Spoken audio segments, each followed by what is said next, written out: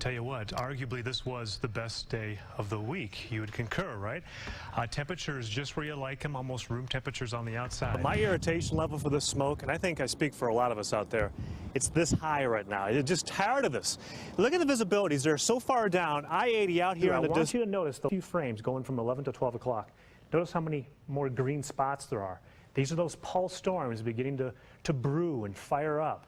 And there's a lot of vertical development, and they hold a lot of water. So that's why we have those flood watches in place from central Utah southward right down to the border. The storm drains are filling fast here just north of town in Rio Linda, back through about Citrus Heights. It's this pocket of rain right here that's very concerning. It's going to really slow you down if you're heading out trying to get to the freeway. And good luck trying to make a 65-mile-per-hour drive, because it is going to be tough. And then, of course, you've been hearing about the avalanche warnings.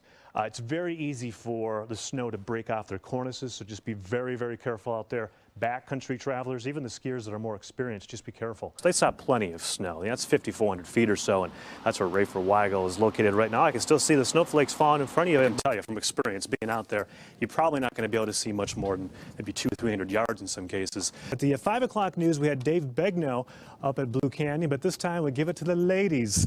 Laura Cole, how are you? How was the trip up there? Given enough time, and this new pattern where the high is actually progress to the east, it's going to rotate pieces of energy from out of the south, from Arizona. Don't put away the summer shorts just yet. The warmest day of the work week still ahead of us. We'll look at that 7 days shortly. You can open up your wardrobe a little more so you have more options, you know. Yeah, oh, you like that Hey, too. Finally, a jeans, guy who's guy down with a wardrobe. Yeah, I like Tell you, that. if you're going to head out to Cabo or Mazatlan, if you have an opportunity to cancel it, I'd do it, because this thing is not forecasted. It's a good idea to get outside today, though. Oh, Yeah, so beautiful. pretty. Maybe play a little hoops outside or something like that, huh? But Kick you the soccer slam, ball huh? around. You're What's tall that? guy, you could probably jam. Yeah, well, I used to. Take the opportunity and talk football, because we're all in football mode, and Jeff's following right after me, so it's a good segue. Victory always comes 4 years straight, no problem. Let's hope so. Let's hope so. Uh-oh. See, Okay. you can barely even find my lips. I'm It's stuck narrow. in the 80s with the pink lipstick. I don't I'm know all what my chin and problem nose. is. Hey.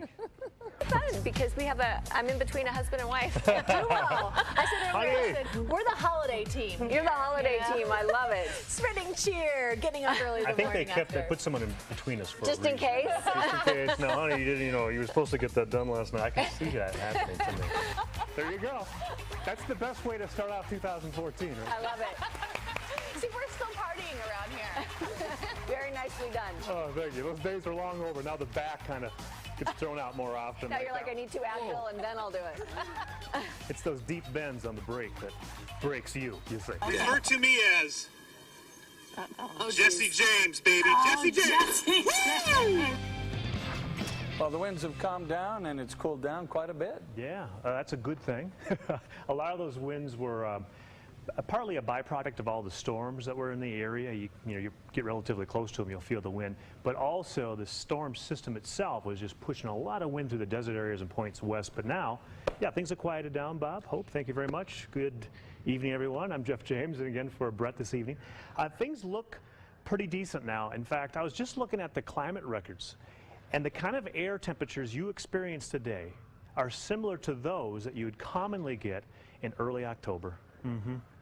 I know you're smiling because it felt good if you're out for lunch, walking around the office or something like that. It's great. 67 now, northwest breeze, like a whisper versus what it was yesterday. But at times it's been a little gusty, and if you're in the right places around the state, maybe some gusts up near 20, 25 earlier in the day in particular. But now as that front rolls further south through the state, most everyone sees or feels a general calming. The reason for the clouds over us now, this little disturbance here in the upper atmosphere, it won't kick out any rain. It originated from out of the mid-Pacific. It's zooming by fast. I mean, come on. The next 6 hours it'll probably be over here, and we're going to start clearing out.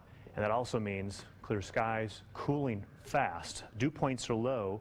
In fact, some of the dew points are around freezing out here in Elko, Wells, Battle Mountain. This blue shading is for a frost advisory, and when temperatures start to drop under clear skies, they can drop down to the dew point for a few hours. So maybe 3-4 hours or so, we could see some near freezing temperatures around here. And get this, it's not just a frost warning, but it's a freeze warning, a straight up freeze warning up around Kemmerer, northward to Pinedale. So they're expecting temperatures below freezing for a good 5 to 6 hours. So going to be some damaging conditions there for some of the precious plants, I'm sure of that. All right, moving on. We want to talk about the winds. I already mentioned they've calmed down a lot, and I can't find anything that's all that strong. I mean, Evanston, you know, it's higher elevation, 16 miles per hour. Price, same there, 17, 14 mile per hour breeze in St. George. Overall, though, great.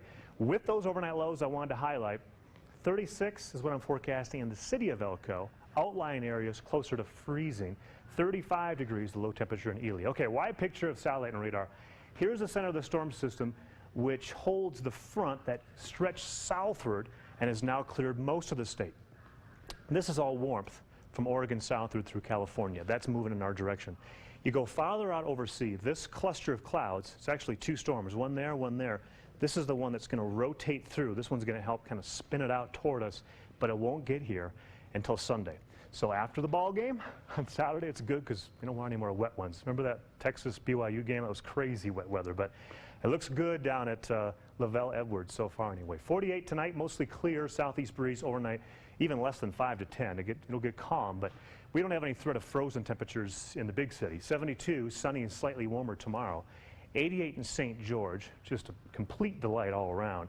Other numbers come in from 69 in Vernal, 62 Evanston, 68. Lots of 60s, huh? Wendover. All right, 89, 92. It goes up a bit in southern Utah, St. George. But once you thought it was going to get too warm and out of control, hey, it drops again on the Sunday. It'll be windy both days on the weekend nearby that front that causes that cooling. And look what the kind of cooling we're going to experience here once again. Saturday overnight into Sunday, we go from 85 to 68 to kick off, it's only appropriate, kick off fall. And then we warm up again Tuesday. So this is an unbalanced 7-day forecast, wouldn't you think? I mean, we got 60s, 80s, 70s. So you really got to hone in on what day is important to you, Bob.